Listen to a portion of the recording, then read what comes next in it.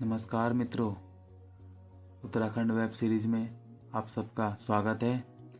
मध्य हिमालय के पर्वतीय भाग में पूर्णतः कुनिंद नरेशों के हाथों में चला गया। कुनिंदों के मैदानी भागों पर कुषाणों का अधिकार हो गया। कुषाण पहली शताब्दी से तीसरी सदी ईस्वी तक कुनिंदों की स्वतंत्र सत्ता थी। कुषाण शासक कनिष्क प्रथम के परिवार को हिमालय के तराई प्रदेश पर अधिकार करने का श्रेय जाता है और कुषाण कालीन मुद्राएं वीरभद्र, मोरध्वज, गोविषाण से प्राप्त हुई। गोविषाण से सिक्के 1960 ईस्वी में केपी नोटियाल ने खोजे। वीरभद्र ऋषिकेश का नाम है, मोरध्वज कोटद्वार और गोविषाण काशीपुर को कहा जाता है। कुषाणों का सबसे शक्तिशाली शासक हुआ कनिष्क। इसने तराई क्षेत्रों पर अधिकार किया। कनिष्क की राजधानी थी पुरुषपुर या पेशावर और भारत में सर्वाधिक शुद्ध सोने के सिक्के कुषाणों ने ही जारी किए। रेशम मार्ग पर नियंत्रण करने वाला एकमात्र शासक कनिष्क था। कनिष्क ने 78 ईस्वी में शक संवत चलाया। कनिष्क का उत्तराधिकारी हुविस्क था। हुविस्क की 44 मुद्राएं मुनि की रीति से 1972 में प्राप्त हुई। कुषाण शासक वासुदेव, इसकी 3 स्वर्ण मुद्राएं गोविषाण टीले से प्राप्त हुई जिन पर शिव व नंदी का चित्र बना था। 7 कुषाणकालीन मुद्राएं खटीमा से प्राप्त हुई जिन पर वसु राजा नाम मिलता है। कुषाण सत्ता अधिक समय तक न स्थिर रह सकी। कुनिंद पुनः स्थापित हो गए। कुनिंदों के समकालीन योधेय व औदुंबर गणराज्य थे। योधेय तीसरी चौथी शताब्दी ईस्वी में शक्तिशाली थे। मध्य हिमालय के पश्चिमी भाग से शासन करने का इनके पता चलता है। इनकी मुद्राएं कांगड़ा, जौनसार, भाबर, काला डांडा, सहारनपुर से प्राप्त हुई। कुषाणों को कुचलने की मुख्य भूमिका योधेय शासकों की थी। देखो, सबसे पहले थे कुषाण और कुषाणों को कुचलने की जो अहम भूमिका निभाई वो योधों ने निभाई। तो इसके बाद आ गए योधेय। योधेय कुषाणों के समकालीन थे। योधेय की मुद्राएं जौनसार, भाबर, देहरादून से प्राप्त हुई। कालो डांडा, लैंसडाउन से भी प्राप्त हुई। योधेय शासकों की द्वि व त्रि मुद्रालेख वाले सिक्के प्राप्त हुए। योधेय कालीन मुद्राएं शूलधारी कार्तिकेय का चित्र अंकित मिलता है। युगशैल का गोत्रीय वंश। गोत्रीय वंश का सबसे शक्तिशाली शासक शीलवर्मन था। इसका शासन 250 से 300 ईस्वी था।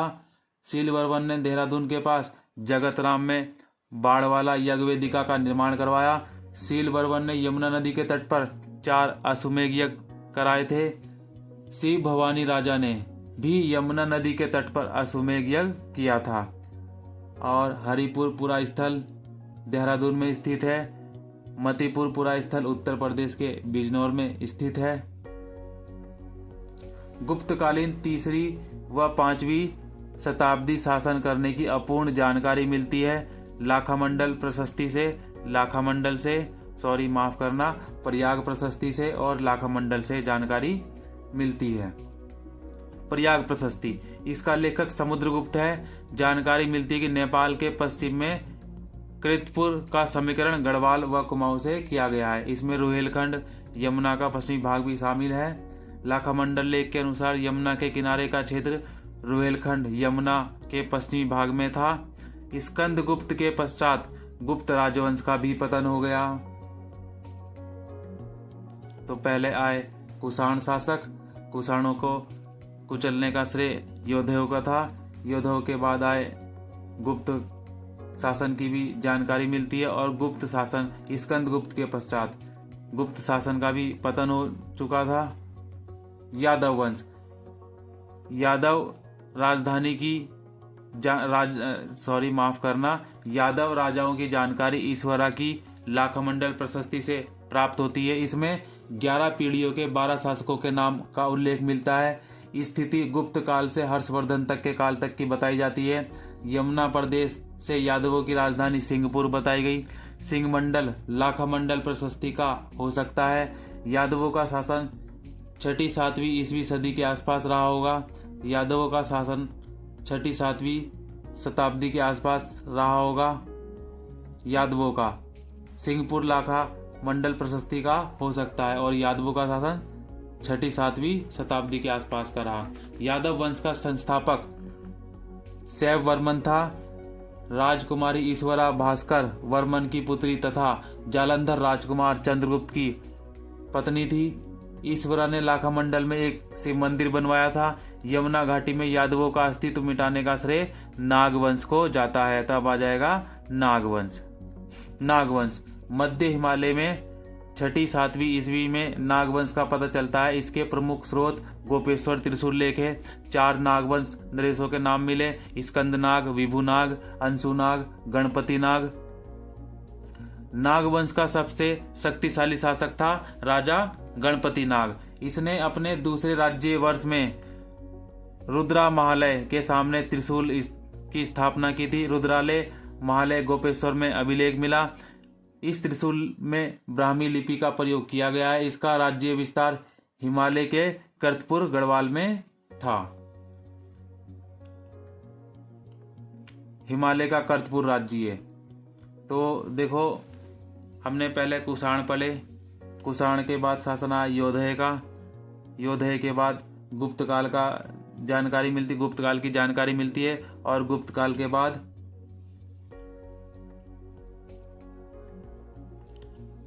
नागवंश। नागवंश की जानकारी मिलती है, जिसका सबसे शक्तिशाली शासक गणपति नाग था। हिमालय का कर्तपुर, इसमें उत्तराखंड, हिमाचल प्रदेश, रोहिलखंड का उत्तरी भाग था। समुद्रगुप्त की प्रयाग प्रशस्ति में अभिलेख में कर्तपुर राज्य को गुप्त साम्राज्य के अधीन बताया गया। कुछ इतिहासकार कर्तपुर के कुनिंदों का शासन मानते हैं। कर्तपुर पर कुनिंदों का शासन मानते हैं कुछ इतिहासकार। कर्तपुर की राजधानी कार्तिकेयपुर थी। स्कंद पुराण में हुणों का आक्रमण का भी पता चलता है। उस समय कर्तपुर राज्य पर भी हुणों का आक्रमण हुआ था। हुणों का राजा तोरमाण व मिहिर कुल के अधीन हिमालय का कुछ भाग रहा। कुलुत वंश, यह वंश कांगड़ा की कुल्लू घाटी में शासन कर रहा था। इसकी जानकारी वृहत संहिता व मुद्रा राक्षस से मिलती है। कुलुत वंश प्रतापी शासक वीरियस था। वीरियस की वृत्ताकार रजत मुद्राएं मिली। कांसीपुर गोविसाण में मित्र वंश, उसके बाद पृथ्वी मित्र, मातृमित्र इसके शासक हुए। मोखरी वंश, उत्तराखंड में नाग शासकों को कन्नौज के मोखरी वंश में पराजित किया। मोखरी वंश के अंतिम शासक ग्रहवर्मा था। ग्रहवर्मा की हत्या के बाद मोखरी राज्य ग्रहवर्मा के बहनोई हर्षवर्धन के अधीन हो गया और थानेश्वर का हर्षवर्धन वंश। बाणभट्ट की हर्षचरित्र पुस्तक से उत्तराखंड आने का वर्णन मिलता है। हर्षकालीन चीनी यात्री ह्वेनसांग हिमालय के पो ही मो पुलो या ब्रह्मपुर में गया। ह्वेनसांग ने यहाँ 5 बौद्ध विहार होने का उल्लेख किया था।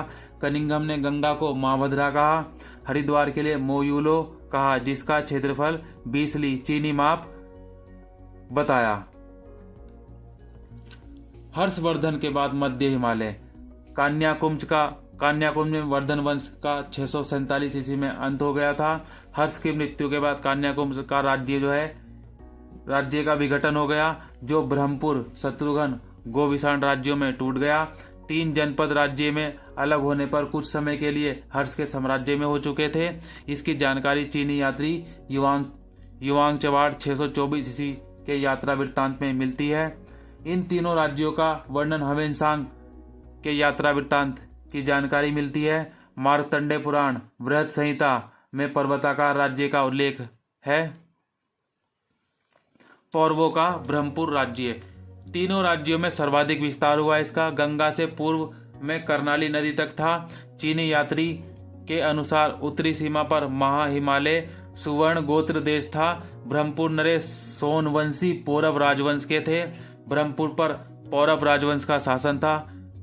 6वीं सदी से 8वीं सदी तक शासन रहा इनका, पौरवों का। अल्मोड़ा के तालेश्वर तामपत्र का संबंध पौरव एवं ब्रह्मपुर से है। अल्मोड़ा के तालेश्वर तामपत्र की खोज 1915 ईस्वी में हुई। तालेश्वर तामपत्र के शासक राज्य को पर्वताकार राज्य कहते थे। इस ताम्रपत्र में धूतिवर्मन शासक का उल्लेख मिलता है। पौरव वंश का संस्थापक विष्णु वर्मन था। पौरव वंश के ताम्रपत्रों में 5 शासकों का उल्लेख मिलता है। विष्णु वर्मन प्रथम के बाद क्रमशः वृषभ वर्मन, अग्निवर्मन, धूतिवर्मन शासकों का वर्णन मिलता है। पौरवों का कुल देवता वीणेश्वर स्वामी है। शासकों की उपाधि महाराजाधिराज परम भट्टारक थी। तालेश्वर ताम्रपत्र संस्कृत एवं गुप्त ब्राह्मी लिपि में अंकित है। पौरवों का प्रशासन। पौरव शासकों के निवास स्थल को कोट एवं राजकुमार के लिए राजपुत्र का प्रयोग होता है। इनके सभी मंत्रियों को राजमात्या कहा जाता था। सेना नायक को बालाध्यक्ष कहा जाता था। संधि विग्रहिक को विदेश मंत्री, द्विवीरपति लेखक वर्ग का प्रधान होता था। पौरव वंश के शासकों के आय के स्रोत भूमिकर था, जो भाग कहे जाते थे। भूकर वसूलने वाला अधिकारी भागिक कहा जाता था। पौरव काल में 2 तरह की भूमि थी, केदार भूमि, सरी भूमि। सिंचित भूमि को केदार कहा जाता था, असिंचित भूमि सारी कहलाती थी। भूमि मापन के लिए द्रोण माप, खारी मापन, कुल्याबाम विधि का प्रयोग होता है। तालेश्वर ताम्रपत्र में उद्यानों के लिए वटक शब्द का प्रयोग मिलता है। शत्रुघ्न राज्य। कन्याकुमारी राज्य का दूसरा भाग शत्रुघ्न राज्य में टूट गया। चीनी यात्री के अनुसार इस राज्य के पूर्वी सीमा पर गंगा व उत्तर में हिमालय था। मध्य में यमुना नदी बहती थी। कनिंघम के अनुसार यह भाग सिरमौर गढ़वाल का हिस्सा था। इसकी पहचान कनिंघम के अनुसार काशीपुर के उज्जैन ग्राम से होती है। गोविसाण राज्य। कन्याकुमारी राज्य का तीसरा भाग गोविसाण में टूटा था।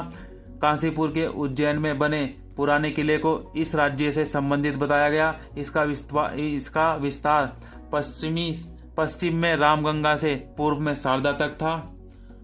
पठेली शिलालेख। डॉक्टर कटोच के अनुसार एक अन्य स्वतंत्र राज्य भी था। देवप्रयाग के पास गंगा के तटवर्ती प्रदेश पर गंगा के गढ़वाल में पांडुवाला तथा मोरध्वज। देवप्रयाग के हिंडोला खाल में पठेली का सूर्य मंदिर 7वीं-8वीं शताब्दी के बीच का बना हुआ था। पठेली का सूर्य मंदिर कल्याण वर्मन ने बनाया था। इन शिलालेखों में नरपति वर्मन का भी नाम मिलता है। आदिगुरु शंकराचार्य।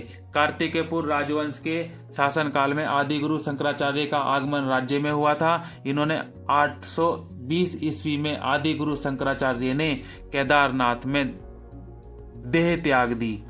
उस समय उनकी आयु मात्र 32 वर्ष की थी। आदिगुरु शंकराचार्य द्वारा इष्टगण के समय उत्तराखंड आए। आदिगुरु शंकराचार्य अद्वैतवाद के प्रतिपादक थे।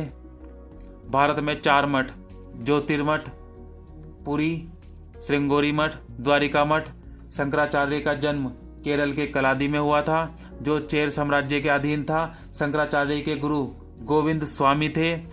आदि गुरु शंकराचार्य के पिता शिव गुरु व माता सुभद्रा थी। Thank you. मेरी एजुकेशन वेब सीरीज में आपने भाग 3 देखा और इसके बाद जल्द ही भाग 4 आ जाएगा। और अगर मेरी वीडियो आपको अच्छी लग रही हो तो लाइक करें, कमेंट करें, शेयर करें और मेरे चैनल उत्तराखंड यूनिक स्टडी को सब्सक्राइब करें।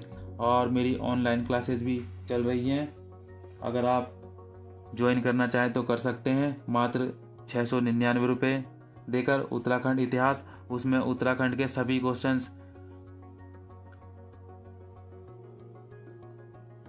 कराए जाएंगे और उत्तराखंड के इतिहास का एक भी क्वेश्चन एग्जाम से बाहर नहीं पूछा जाएगा। जो पढ़ाया जाएगा उससे अलग नहीं पूछा जाएगा।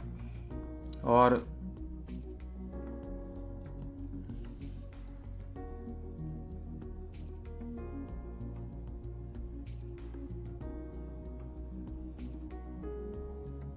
Thank you.